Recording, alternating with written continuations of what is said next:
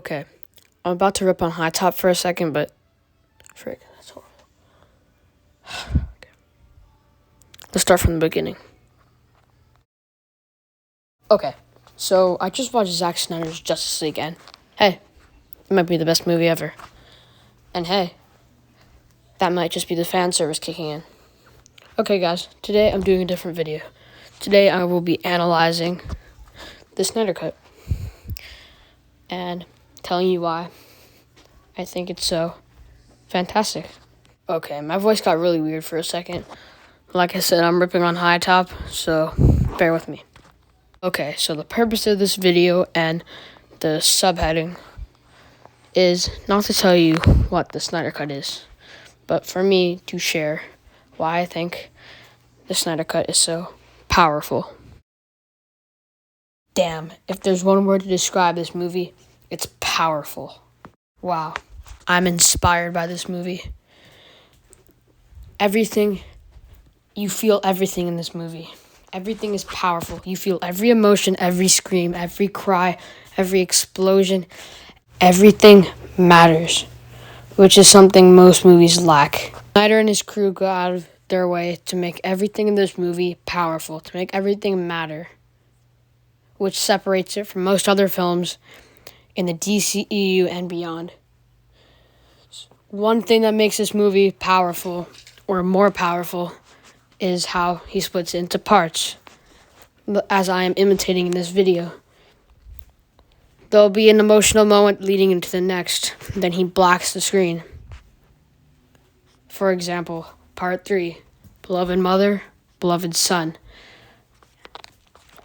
And the title of each of these parts plays a key role in the progression of the story. It's a strategy that I use. I didn't learn from Snyder, I used it myself, but blacking things out makes people pay attention more. You can go from not paying attention to something to your screen being completely black. You wonder, is there something wrong? No, it just makes moments more impactful and captures people's attention. If you black a screen, it emphasizes that a moment was impactful, or the moment preceding will be. And I just always think it's pretty kick-ass. There is not a doubt that Zack Snyder is a fantastic director. Primarily a fantastic visual director. Some of the shots in this film are just gorgeous. Primarily, the ones that I thought were the most beautiful are the ones that I'm showing on your screen right now. There's one gorgeous shot of Superman flying over the earth, and another where he is in the sky, and it shows this house, the one that's on your screen right now. It's just gorgeous. There's no doubt that Zack Snyder is a fantastic visual director and enjoys that part of his job the most. But the fact that Zack Snyder some characters had to be completely changed with CGI is astounding, because this film looks amazing. Steppenwolf had his entire style changed throughout the entire runtime, 4-hour runtime. That's a lot of CGI that most of the time, at least in the beginning, looks fantastic. Some parts it falters and looks really fake compared to real standing objects, but otherwise it's good. Other well-known directors have marveled at Snyder's beautiful spectacle direction, including myself, a very well-known and popular and sexy director, along with James Cameron and Steven Spielberg. So, yeah. And to those who mindlessly hate Snyder for his direction only because he made one well-known bad movie, Batman v Superman, that wasn't even the original cut that he meant to be released. And the Ultimate Edition is highly recommended by many critics. And to those people who forget about Zack Snyder's revolutionary and unique direction style, these same people are in love with one movie, The 300. 300 is an acclaimed historical movie directed by Snyder that is widely beloved by critics and myself. this is where most of Snyder's typical antics first came into use. So that is another example of Snyder's graceful spectacle of a directing style. I call it this because with his films, he tells stories visually. And don't worry, I'm not getting into what you think I'm getting into. I'm not using his destruction as an excuse for story. No. Snyder uses visual cues and clues to get the audience invested in the story. In Man of Steel, when he destroys an entire city, it is shown from two perspectives. One at the beginning of Batman v Superman, and another in Man of Steel itself. He visually shows the destruction. People aren't screaming, Superman is saving us, oh no, the city is being destroyed. He shows a city being decimated and Superman trying to save people. And everything in this movie is beautiful. There are shots with voiceovers and lighting. It's beautiful. Snyder knows how to work a camera. One shot where Superman is walking out in a black suit in a slow-mo with the voiceover. Actually, I don't remember if it was voiceover in the actual movie. Is beautiful. It tells you everything you need to know about Superman in that moment and how far that character has come from in Man of Steel to destroying an entire city to gracefully walking out in a new revitalized suit representing rebirth. Overall, Zack Snyder's Justice League is a beautiful film, and he plays into his talents really well with developing dynamic shots, especially in the powerful beginning. Shots that you wouldn't think were possible to be made by an actual human. His visuals look fantastic, and that could never have been done without Snyder's fantastic directing skills. Next point, I will be talking about how Zack Snyder's Justice League masterfully uses their characters in such a natural and raw way to tell a deeper and more meaningful story. First, I'm going to start with Cyborg, since he's the easiest. So the shot you see right now is Snyder's defining shot of Vic Stone's character. It's a shot I really love. So, in this movie, how Snyder always says, Ray Fisher, the actor of Cyborg, is the heart of the film. So this is not to brag, but probably the exact way I would portray Cyborg. As a kid turned into a robot, thinking he's a monster. But Snyder captures this raw emotion in such a natural way.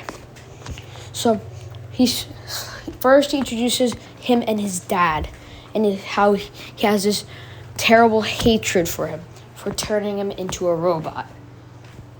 And then is later revealed in part 3, Beloved Mother, Beloved Son, which is a fantastic and foreshadowing title about how, and it is first shot in slow-mo, Victor running through playing football in slow motion, and it's beautiful and amazing. And I really like the part where he has to adapt his powers, but I don't need to talk about that right now. And in the game, his dad isn't there, and his mom is. So his mom is trying to comfort him in the car as another car slams into them. His mother dies, and Victor, who is on top of the world, or would have been, now is about to die.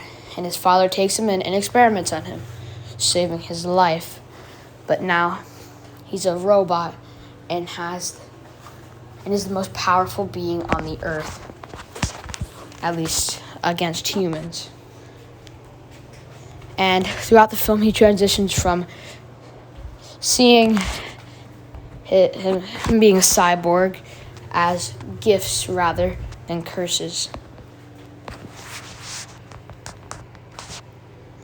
And eventually volunteers to sacrifice himself at the end of the movie until Flash kind of reverses time because he's going so freaking fast, but that's not important. Okay, now I'm going to go faster because I just spent a lot of time on Cyborg. So the next character we're going to talk about is Ben Affleck's Batman. So At first, I didn't really like it because he didn't really do much. It didn't feel too much character change, but it's the aftermath of Batman v Superman, giving that movie more meaning. So this movie makes the other two preceding Snyder films even better. So it's about a broken Batman. Batman in Batman vs. Superman was broken, slowly driving into madness. And in this film, he snaps awake, knowing he can't keep killing people and that he has to make a difference. After blaming himself responsible for Superman's death, he decides to bring together a team and at all costs bring Superman back and defeat the evil that he indirectly caused, or at least he thinks. And I really like Ben Affleck in this movie. He's a lot more kick-ass than the last one. So, like I said, I'm going to move fast and big to my next point. Wonder Woman. Kind of like Ben Affleck's Batman. She's mostly just bringing the team together and recovering from Superman's death. But Gal Gadot is freaking amazing in this movie. And Wonder Woman is very entertaining. And definitely the most badass out of all of the Justice League members. Her performance is great as always. And she even battles her own prejudices and gives herself more hope in the team and humanity. Okay, next I'm going to talk about Aquaman. Not really a big change. He mostly goes from that loner dude. Now he can work well with others. And he's really fun in this movie. And he also connects with Wonder Woman a little bit. And, yeah. That's a horrible transition. Okay, Jason Momoa is very entertaining in this movie, and he feels like a valuable member of the team. Next is The Flash. At first, I did not like Ezra Miller's portrayal, not just in the first Justice League, but in the beginning of this movie, mostly because I think this guy was jacked up on Mountain Dew and he had to slow the fuck movie. But Ezra Miller really convinced you with his role. So Flash goes from a man obsessed with one idea into becoming a hero and doing something actually meaningful with his life. So you really grow a connection to Ezra Miller, and it's really cool to see him develop his speed and power. It's just very interesting. So now I'm going to get to Superman. So in this movie, Superman begins as dead. And then, of course, comes back to life. And every scene that he is in is fantastic in this movie. All the problems with Superman's character are ultimately solved in this movie. Zack Snyder intentionally made Superman unable to control his powers, and he wasn't used to saving people. In this movie, he's the Superman you want him to be. He is starting to develop into the classic Superman with a Snyder tinge on him. Of course, with the black suit and really kicking the frick out of Steppenwolf. So honestly, he's pretty good in this movie. Hans Zimmer and Junkie XL's score is fantastic. What can I say that was expected? Zack Snyder's Justice League is a masterpiece and the best film in the DCEU. And has a 80% on Rotten Tomatoes right now and a 97% for audience, which is the highest audience score I think any superhero film has ever been given. You add those two scores, it is the highest rated DC movie in the DCEU. So I thank Zack Snyder and all the fans who made this possible. I have not done it justice in this video. There's Justice League, haha. But it is a huge improvement over the other film and is one of my favorite films to date because of how fantastic the direction is and how fun and epic this Lord of the Rings inspired movie is. Oh yeah, also, I didn't get to this, but the villains are fantastic and just every scene is epic. All the things are used in Justice League. Get it? Joss Whedon, okay, whatever. That were from Zack Snyder's film are just so much better in this. Everything has meaning, and everything in this movie is powerful.